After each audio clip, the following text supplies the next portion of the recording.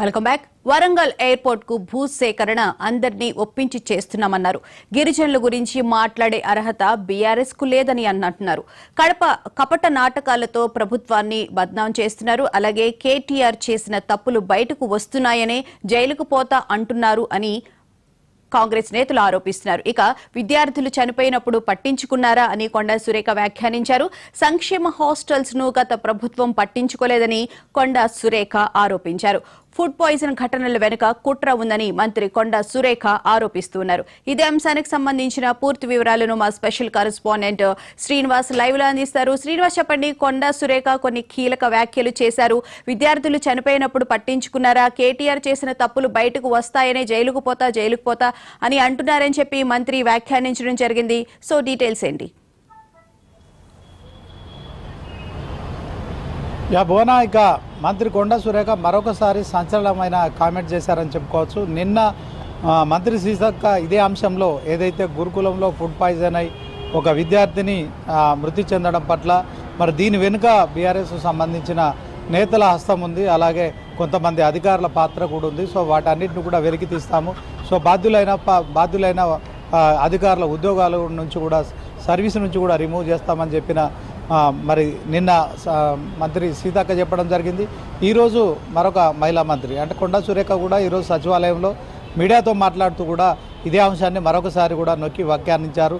So సైకోరామ్ ఇదంతా చేపిస్తున్నాడు, దీని వెనుక ఆర్ఎస్ ప్రవీణ్ కుమార్ హస్తం ఉంది. సో దీంట్లో మరి మాకు అనుమానం ఉంది. మరి ఇప్పటికే సైకోరామ్ ప్రభుత్వంపై అనవసరమైన నిందలేస్తున్నారు. గతంలో గురుకులాలు కూడా ఏనాడు కూడా సందర్శించని సైకోరామ్ ఇప్పుడు మరి గురుకులాల బాట పేరుతో మరి ఇది ప్రభుత్వాన్ని బదనాం చేసే కార్యక్రమాలు చేస్తున్నారు.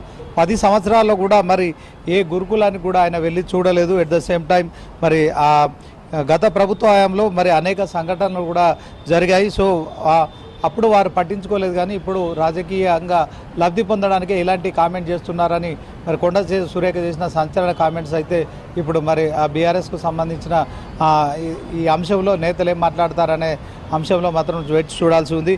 ఇక కలెక్టర్ను చంపడానికి మొన్న ఏదైతే లగచర్లలో కూడా మరి సైకోరాము డైరెక్షన్లోనే జరిగింది. సో దీంట్లో మరి ఇది ఓవరాల్గా సైకోరామ్ కలెక్టర్పై కూడా నోటికొచ్చినట్టు మాట్లాడుతున్నారు. సో మమ్మల్ని ప్రశ్నించే హక్కు మరి సైకోరామ్కి లేదు. సో మా ప్రభుత్వ హయాంలో ఏదైతే మరి మేము గురుకులాల విషయంలో మరి వారిని కడ్డం బిడ్డలాగా చూసుకునేందుకు మా సీఎం రేవంత్ రెడ్డి గారు కూడా ఆదేశాలు ఇచ్చారు. ఆ ప్రకారంగా మేము ఖచ్చితంగా ఈ విషయంలో మరి ముందుకెళ్తాము. ఇక మల్లన్న సాగర్ విషయంలో కూడా చిన్న పిల్లలు వాళ్ళ తల్లులపై కూడా మీరు లాఠీచార్జ్ చేశారు. ఇక కావాలని మాత్రం ఇప్పుడు మాపై భూసేకరణ జరగకుండా ప్లాన్ చేస్తున్నారని కూడా ఆరోపించడం కావచ్చు. మొత్తానికి కొండా సురేఖ మరొకసారి కూడా మాజీ మంత్రి కేటీఆర్పై చేసిన సంచలన కామెంట్స్ ఏవైతే ఉన్నాయో, సో మరి మా ఫుడ్ పాయిజన్కు సంబంధించి దీని వెనుక బీఆర్ఎస్ హస్తం ఉంది. సో ఆర్ఎస్ ప్రవీణ్ కుమార్ గతంలో మరి ఐపీఎస్ అధికారిగా ఉన్నారు. తర్వాత మరి ఇప్పుడు బీఆర్ఎస్ పార్టీలో ఉన్నారు కనుక కొంతమంది అధికారులను ప్రేరేపించి ఆర్ఎస్ కుమార్ కావాలని ఇదంతా చేపిస్తున్నారు. ఆర్ఎస్ ప్రవీణ్ కుమార్ను కూడా కేటీఆర్ ప్రేరేపిస్తున్నారని కూడా చెప్పడం మనం గమనించవచ్చు. భువన, అయితే ఈసారి అక్కడ వరంగల్లో స్వచ్ఛందంగానే రైతులు భూమి ఇవ్వడం అనేది జరుగుతుందా శ్రీనివాస్?